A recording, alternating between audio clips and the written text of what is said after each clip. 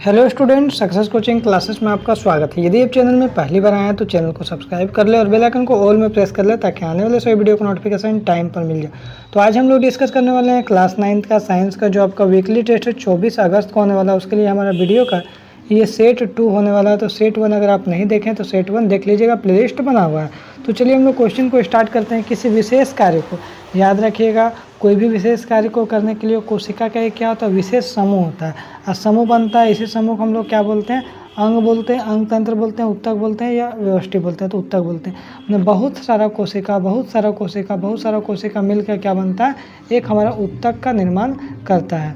आगे देखिए, बोल रहा है तना के शीर्षस्थ भाग में कौन सा उत्तक पाया जाता है। जो हमारा तना है उसमें शीर्षस्थ जो ऊपर वाला भाग होता है उसको हम लोग कौन सा हम लोग बोलते हैं, उत्तक पाया जाता है। याद रखिए, विभोज उत्तक पाया जाता है। हमारा ऑप्शन नंबर क्या हो जाएगा, 1 बिल्कुल राइट आंसर हो जाएगा।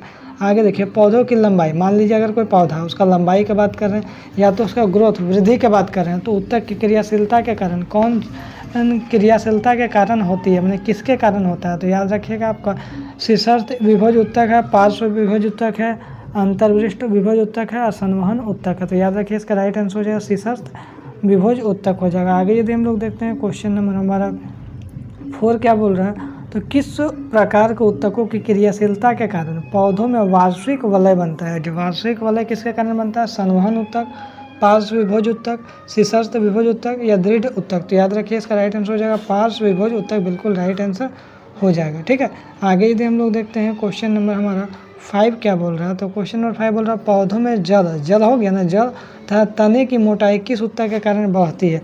तो कैम्बियम, संवहन उत्तक, दृढ़ उत्तक या इनमें से कोई नहीं। तो याद रखिए, कैम्बियम बिल्कुल राइट आंसर होने वाला है। आगे यदि हम लोग देखते हैं क्वेश्चन नंबर हमारा 6 क्या बोल रहा है, तो क्वेश्चन नंबर 6 क्या बोल रहा है, मृदुतक की कोशिकाओं के बीच पाए जाते हैं। तो याद रखिए, मृदुतक की कोशिकाओं के बीच क्या पाया जाता है, लिग्निन या अंतर कोशिकीय स्थान या सुब्रिन या तंतु। तो याद रखिए, इसका राइट आंसर हो जाएगा अंतर कोशिकीय स्थान, बिल्कुल राइट आंसर हो जाएगा। आगे देखते हैं, बोल रहा है किस मृदुतक की कोशिकाओं में हरित लवक पाया जाता है। हरित लवक बहुत मोस्ट इंपॉर्टेंट क्वेश्चन है, VVI क्वेश्चन है। तो हरित लवक पाया जाता है उसे कहते हैं, क्या कहते हैं, दृढ़ उत्तक कहते हैं, क्लोरोनेकाइमा कहते हैं या पर्णहरित या फिर स्थूल कोण उत्तक। तो याद रखिए, इसका राइट आंसर हो जाएगा क्लोरोनेकाइमा हो जाएगा। आगे देखते हैं, बोल रहा है नारियल नारियल का रेशा है किस उत्तक का बना होता है, संवहन उत्तक या दृढ़ उत्तक, विभोज उत्तक या इनमें से कोई नहीं। तो नारियल का रेशा है कौन सा उत्तक बना होता है, तो याद रखिएगा दृढ़ उत्तक बना होता है। मोस्ट इंपॉर्टेंट क्वेश्चन होने वाला है। आगे देखिए, पौधों की पत्तियों द्वारा, पौधा में जो पत्ती होता है द्वारा भोजन एवं संवहन पौधे के सभी भागों में कौन सा उत्तक के कारण होता है। देखिए, अगर यहाँ पर बोलेगा भोजन की बात करेगा, भोजन को ले जाने का काम, तो याद रखिएगा फ्लोएम का काम हो। लेकिन यही बोलेगा जो पौधों में पत्तियों के द्वारा जल को भेजने का काम किसका है, तो याद रखिएगा जाइलम का होता है। ठीक है, तो यहाँ भोजन के बाद बोला सभी अंगों में, तो यहाँ फ्लोएम हो जाएगा। आगे देखिए, निम्न में से फ्लोएम का भाग कौन सा है, ट्रैकिड है, वाहिका है, चालनी नालिका, इनमें से कोई नहीं। तो याद रखिएगा चालनी नालिका हमारा राइट आंसर हो जाएगा। आगे देखिए, बोला निम्नलिखित में से कौन फ्लोएम का भाग नहीं है। चालनी नालिका भाग है, सखी कोशिका भाग है, तंतु भी भाग है, लेकिन स्नायु हमारा भाग नहीं है। आगे देखिए, जाइलम और फ्लोएम किस प्रकार का उत्तक, मतलब कौन सा कैटेगरी आपका उत्तक में आ जाएगा। तो याद रखिएगा दृढ़ उत्तक है, मृदुतक है या संवहन उत्तक है या रक्षी उत्तक है। तो याद रखिएगा संवहन उत्तक हो जाएगा।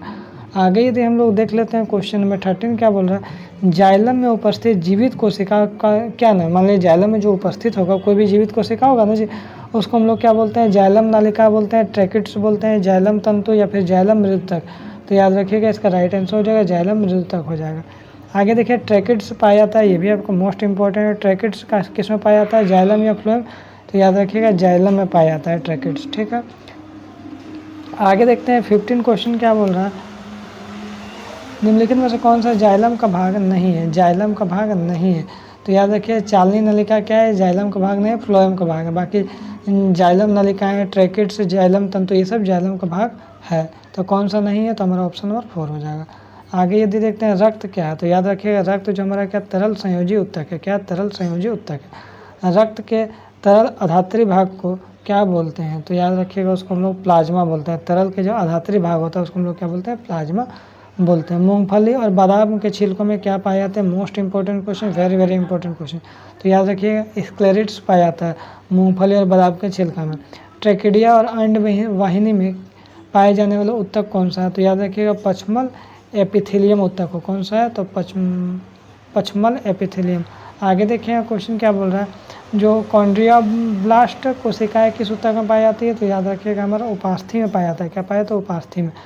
ठीक है, तो इसमें टॉप 20 क्वेश्चन लिए थे। तो यदि आपको वीडियो अच्छा लगा तो लाइक शेयर एंड सब्सक्राइब जरूर करें। फिर मिलते हैं हम लोग नेक्स्ट वीडियो में। Thank you so much.